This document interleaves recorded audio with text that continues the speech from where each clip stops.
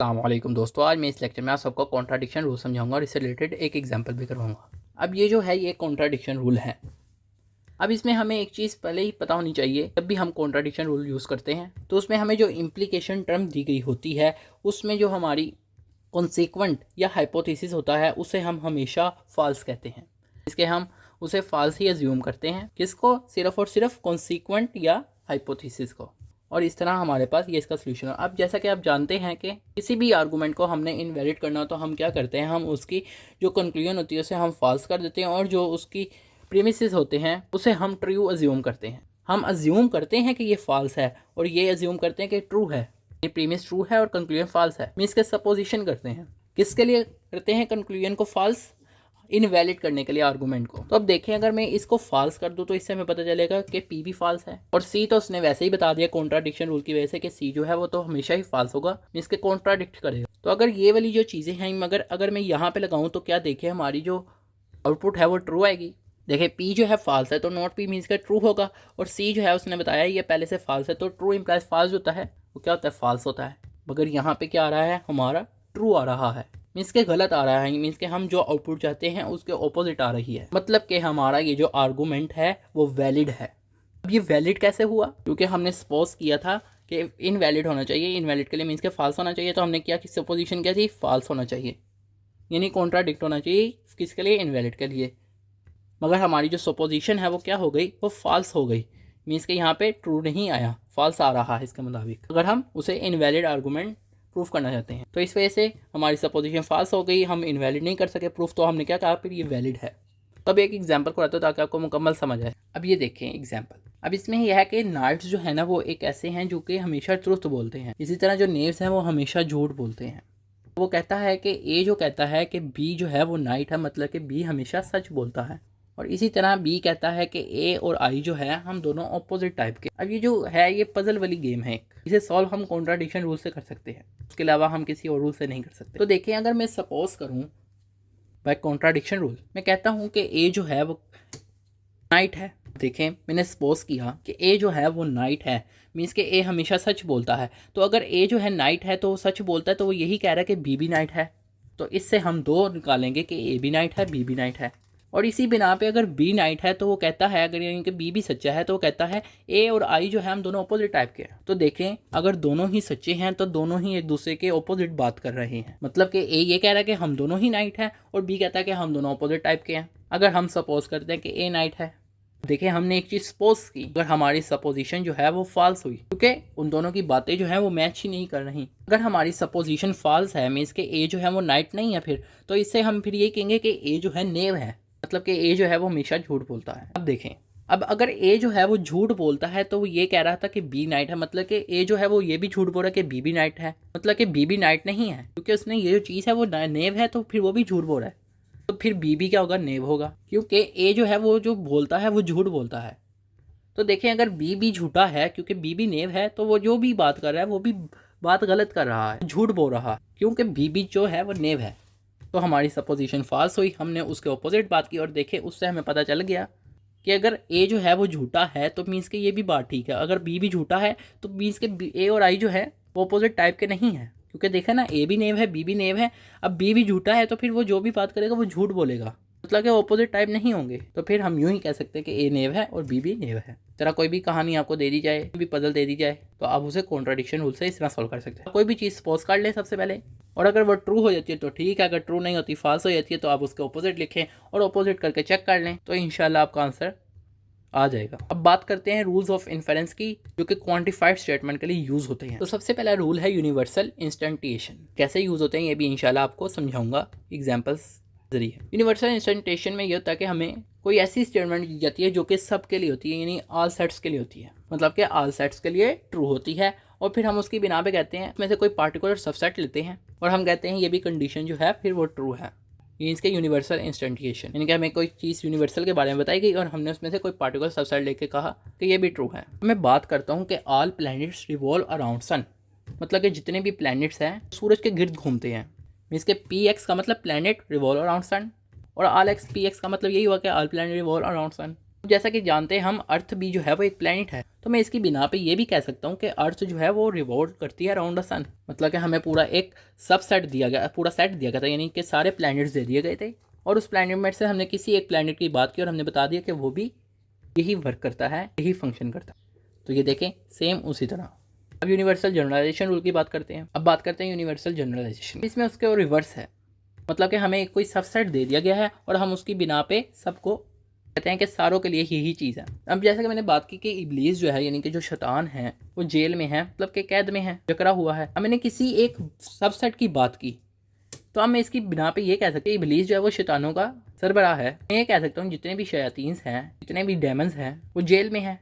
अगर इब्लीस जेल में है तो ये देखें, मतलब कि हमें किसी सबसेट की बात की ही होगी और हम उसकी बिना पे उस पूरे को सेट को वही चीज़ अज्यूम कर देंगे। इस रूल को कहते हैं यूनिवर्सल जनरलाइजेशन। देखें ना, इसको याद करने का एक और तरीका है। अब देखें शैतानों का जो जर्नल है वो कौन है? इब्लीस है, हम यूँ कह सकते हैं ना। तो मतलब कि यूनिवर्सल जनरलाइजेशन। बात करते हैं एग्जिस्टेंशियल इंस्टेंटिएशन की। अब हमें कुछ चीज़ों के बारे में बताया गया होगा, मतलब कि देयर एग्जिस्ट, और फिर हम उसकी बिना पे कहेंगे, उसमें से कोई एक पार्टिकुलर सबसेट लेंगे और हम कहेंगे कि उसके लिए भी वही चीज़ है। कोई एग्जांपल आपको देता हूँ। मैं कहता हूँ कि सम फ्लावर है मोर फ्रेगरेंट, यानी कि कुछ फूलों में बहुत ज़्यादा खुशबू होती है। मैं कहता हूँ लिलीज भी जो है वो एक फूल है, तो मैं इसकी बिना पे कहता हूँ लिलीज में भी एक यानी कि फ्रेगरेंस होगी, बहुत ज़्यादा खुशबू होगी। मतलब कि हमें कुछ चीज़ों के बारे में कलेक्शन दी गई थी और हमने उसकी बिना में कोई एक पार्टिकुलर सबसेट लिया और उसके बारे में बता दिया कि उसमें भी यही सेम चीज़ है। और जैसे कि एग्जिस्टेंशियल जनरलाइजेशन में हमें कोई एक पार्टिकुलर सबसेट दिया गया और उसकी बिना में मैं कह सकता हूँ कि ये जो है, मतलब कि उसमें से कुछ सबसेट जो हैं वो भी ट्रू हैं। जैसे कि मैं कहता हूँ डॉग इज़ अ फेथफुल, तो इसकी बिना पे डॉग जो है वो जानवरों में से सबसेट है, जानवरों का एक सबसेट है। तो मैं कह सकता हूँ कि सम एनिमल्स आर फेथफुल, कुछ जानवर जो होते हैं वो फेथफुल होते हैं, मतलब वफादार होते हैं, ज़रूरी नहीं कि सारे ही हों। तो अब आपको इससे रिलेटेड क्वेश्चंस करवाता हूँ कि आपको समझ आए कि किस तरह हमने इन रूल को यूज़ करना है। तो ये क्वेश्चन देखिए, इसमें आपने शो करवाना है कि जो प्रीमिसेस हैं दो, ये जब हम इनको सोल्व करें तो उसका जो कंक्लूजन है वो ये निकले लाइन। अब ये जो काम है ये सारा अभी हमने ऊपर रूल्स पढ़े हैं इन्फेरेंस के वेरीफाइड स्टेटमेंट के लिए, वो यहाँ पे यूज़ होने हैं। सबसे पहले इनको वेरिएबल लेट करेंगे जहाँ पर जो भी प्रोपोजिशन हमें दी गई हैं, और क्वान्टिफायर्स यूज़ होंगे यहाँ पे, जैसा कि एवरीवन यहाँ पे लिखा हुआ है। अब मैंने सबसे पहले वाली जो प्रोपोजिशन है वो मैंने लिया है। मैंने कहा है कि लेट जो डी एक्स है वो इसका मतलब ये है कि X in this D S. इसी तरह मैंने सी एक्स लिया कि X has a course in B S C S. तो अगर आप इसको पढ़ें एवरीवन को निकाल के, तो इसका मतलब यही है कि if X in this D S then X has a course in B S C S. तो ये इसी तरह बनता है, मतलब कि इफ़ पी देन क्यू की फॉर्म में बनेगा, या if D X then C X की फॉर्म में। जैसा कि उनके साथ यूनिवर्सल क्वांटिफाइड यूज़ हो रहा है, यानी कि एवरी वन का मतलब ही होता है कि सब के लिए, हर एक के लिए। तो फिर यूनिवर्सल क्वांटिफाइड यहाँ पे यूज़ होगा, मतलब कि यूँ ऑल एक्स और फिर डी एक्स इम्प्लाइज सी एक्स। तो आप जो भी वेरिएबल लेट करेंगे आप उसके मुताबिक यहाँ पे इसना इम्प्लाइज की फॉर्म में लिख देंगे। अभी आपने पीछे यूनिवर्सल इंस्टेंटिएशन वाला रूल पढ़ा था, उसमें पढ़ा था कि अगर हमारे पास कोई भी ऑल सबसेट दिया गया हो तो हम उसको तोड़कर किसी एक पार्टिकुलर सबसेट की बात कर सकते हैं उस सेट में से। टेंथ पे देखें, कासिम की बात हो रही है तो मैं एक्स की जगह कासिम लिख सकता हूँ और मैं ऑल एक्स को रिमूव कर सकता हूँ यूनिवर्सल इंस्टेंटिएशन रूल के ज़रिए। मतलब कि जो हमारी ऊपर वाली स्टेटमेंट थी एवरी वन वाली, जब मैंने उसे यूनिवर्सल इंस्टेंटिएशन के थ्रू ख़त्म किया, रिमूव किया, तो वो फिर इस तरह बन जाएगी डी कासिम और सी कासिम। मतलब कि एक्स की जगह किसी एक पार्टिकुलर सबसेट की बात होगी, तो कासिम की बात हो रही है इसलिए कासिम लिखा। तो अभी तक हमारी ये जो है ये सॉल्व हुई है। अब देखिए लिखा हुआ है नेक्स्ट में Kasim is a student in this class, तो इसके साथ डी एस का वर्ड भी यूज़ होना है, तो डी एस लिखना मैं आ गया था, तो ये लिखती है यहाँ पर। तो हमने डी एस क्लास वाला जो था वो क्या सपोज किया था, हमने डी एक्स के बराबर सपोज किया था, डी एक्स वेरिएबल सपोज किया था। तो अब ये डी एस क्लास की बात हो रही है तो हम डी एक्स की जगह डी कासिम की बात करें, क्योंकि कासिम की यहाँ पे बात हो रही है नेक्स्ट लाइन में के नेक्स्ट प्रोपोजिशन में। तो मैं यहाँ पे डी कासिम लिख देता हूँ। मतलब कि अब हमारी जो प्रीमिसेस हैं वो ये दो प्रीमिसेस हैं, क्योंकि इस प्रीमिस को तो हमने यूनिवर्सल इंस्टेंटिएशन के नीचे लिख दिया ट्रू। तो अब यहाँ पे अगर मोडस पोन्स रूल लगाएं आप, मीन्स के इन दो जगह पे, तो मोडस पोन्स रूल में यही होता है कि हमें कोई भी इंप्लीकेशन दी गई होती है और उसका जो एंटीसीडेंट होता है वो हमें दिया गया था, तो उसकी जो कंक्लूजन होता है वो क्या होता है, जो हमारा कॉन्सिक्वेंट होता है। तो अगर हम यहाँ पे मोडस पोन्स रूल लगाएं तो उसके मुताबिक हमारा आंसर जो आएगा वो सी कासिम आएगा। तो ये देखें यूँ, और अगर हम सी कासिम को ट्रांसलेट करें तो सी कासिम का मतलब ये बनेगा Kasim has a course in B S C S. तो ये देखें हमने कंक्लूजन में यही चीज़ प्रूफ करनी थी, तो हम कहेंगे हमने प्रूफ कर दिया, साबित कर दिया। अब इसी तरह का एक और क्वेश्चन है ताकि आपको मजीद प्रॉपर समझ आए, वो भी करते हैं। अब ये एक और है क्वेश्चन, इसमें यहाँ पे ये दोनों प्रीमिसेस हैं और ये कंक्लूजन कहता है कि ये प्रीमिसेस को हमने प्रूफ करना है लाज लगा के कि इसका जो कंक्लूजन निकले वो ये निकले। तो अब इसे सॉल्व करते हैं। मैंने लिखा लेट एस एक्स जो है वो ये है, आर एक्स ये है, पी एक्स ये है। इसके ऊपर जो भी हमें दिए गई थी प्रीमिसेस, उनकी बिना पे मैंने इनको लेट कर लिया इन वेरिएबल्स के। तो आप जो मर्जी वेरिएबल लेट कर सकते हैं, आपकी अपनी मर्जी है। बात स्टूडेंट को ना एक प्रॉब्लम आती है कि उनसे ना लेट नहीं होता, मतलब कि वो समझते हैं कि शायद ये पूरी एक प्रोपोजिशन है या दो प्रोपोजिशन है इसमें, तो उनको प्रॉब्लम आती है। तो इसका सोल्यूशन यही है कि आप ना प्रॉब्लम को रीड करें, मतलब कि जो है ना आप देखें कि इसमें कितनी मुख्तलिफ चीज़ों की बात हो रही है। जिस तरह यहाँ पे क्लास की बात हो रही है, फिर उसके बाद बुक की बात हो रही है, मतलब कि दो मुख्तलिफ चीज़ों की बात हो रही है, मतलब कि आपने इनको दो मुख्तलिफ प्रोपोजिशंस के लेट करना है। इसी तरह यहाँ पे देखें, यहाँ पे भी बात क्लास सेम है तो उसे अलग ही रहने दे, और जो मुख्तलिफ बात हो रही है इनसे तो उसे अलग कर लें। मतलब कि जो मुख्तलिफ हैं, जहाँ जहाँ मुख्तलिफ बात आपको नज़र आ रही है एज़ कम्पेयर टू अदर्स, तो आप उनको अलग अलग कर लें। ये इसका सोल्यूशन है। अब जिस तरह अब हमने लेट किया है, तो पहली प्रोपोजिशन देखें क्या लिखा हुआ है, अ student in this class has not read the book. अब अ स्टूडेंट का मतलब है कि कम से कम एक, मतलब कि एग्जिस्टेंशियल क्वांटिफायर यहाँ पे यूज़ होगा। अब देखें ई एक्स और स्टूडेंट इन दिस क्लास, तो मतलब कि एक्स इन दिस क्लास, मतलब कि यूनिवर्सल की जगह एग्जिस्टेंशियल क्वांटिफायर के साथ साथ एस एक्स का वर्ड आएगा। Has not read the book, मतलब कि एक तो वो स्टूडेंट है और वो स्टूडेंट किताब को रीड नहीं कर रहा, मतलब कि नॉट आर एक्स, मतलब कि S X and not R X आएगा। मीन्स कहीं हूँ, तो ये देख लें इधर इस तरह लिख दिया, मीन्स कहीं हूँ। इसी तरह नेक्स्ट देखें, अब यहाँ पे देखें एवरीवन की बात हो रही है और वो कह रहा है कि एवरीवन इन दिस क्लास है पार्ट द फर्स्ट एग्जाम। अगर हम इसे दूसरे वे में ट्रांसलेट करें, हम ये भी कह सकते हैं एवरीवन को निकाल के, तो मतलब कि अगर कोई स्टूडेंट जो है if x in this class, तो हम कहेंगे कि x pass the first exam, जैसा कि यहाँ पे लिखा हुआ है। तो फिर मैं इसको इस तरह कह सकता हूँ, S x implies P x, means कहीं हूँ। तो यूनिवर्सल यानी एवरीवन की बात हो रही है तो यूनिवर्सल क्वांटिफायर यूज़ होगा। अब हम इसको सॉल्व करते हैं और प्रूफ करते हैं कि हमारी ये इसके बराबर है। इसका कंक्लूजन सबसे पहले वाले को हम यूज करते हैं। तो अब देखें, अब हमें कुछ पार्टिकुलर सबसेट दिए गए हैं। अब उसकी बिना पे हम इसको कोई एक सबसेट के इक्वल लिख सकते हैं, मीन्स के एक्सटेंशियल इंस्टीट्यूशन यूज़ करेंगे। अब देखिए यहाँ पर जो है हमने कंजक्शन देखे, हम कंजक्शन यूज़ हो रहे हैं, मतलब कि हम सबसेट की तरफ से कुछ एक खास सबसेट की तरफ चले गए, हमने उससे ए के बराबर कह दिया, जिस मर्जी के बराबर कह सकते हैं, एक्स की जगह कुछ भी लिख सकते हैं। देखिए यहाँ पे कंजक्शन वाला फार्मूला यूज़ हो रहा है, मतलब कि सॉरी सिंप्लीफिकेशन का, मतलब कि हम इनमें से कोई एक को कह सकते हैं कि मतलब ये दोनों ट्रू है ना, क्योंकि इसके साथ कंजक्शन हो रही है। हम सिंप्लीफाई करेंगे तो हम कोई एक लिखेंगे।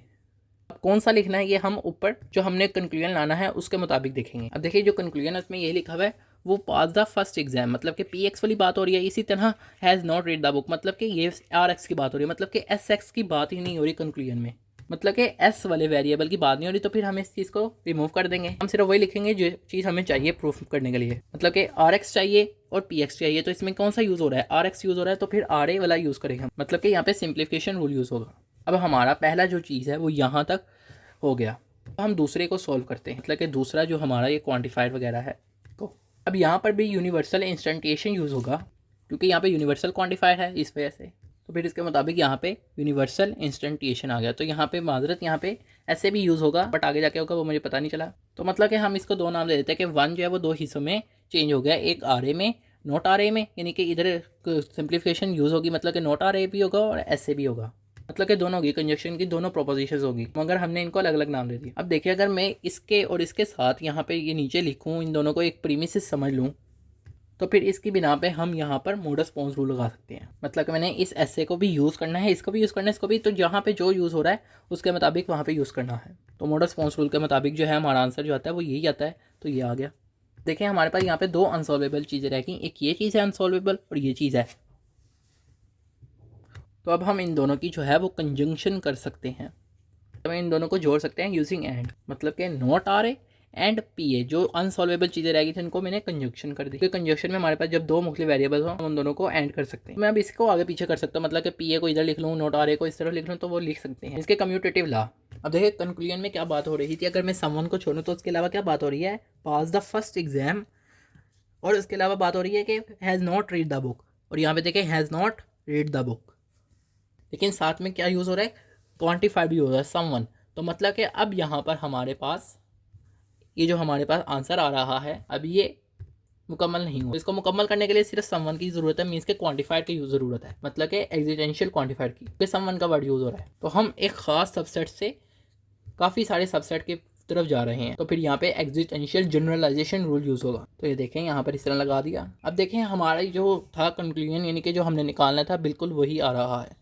तो हमने प्रूफ कर दिया। तो इस तरह ये रूल्स लगते हैं और यूँ हम प्रूफ करते हैं। आई होप आपको ये लेक्चर समझ आएगा। आप सब दोस्तों का लेक्चर सुनने का शुक्रिया। और इसके अलावा अगर आपको कोई चीज़ जो रह गई हो, जो ना समझ आई हो, तो आप कमेंट सेक्शन में पूछ सकते हैं। और आप सबसे जितना हो सकता है अपने दोस्तों के साथ ये लेक्चर शेयर करें जो ये सब्जेक्ट पढ़ रहे हैं।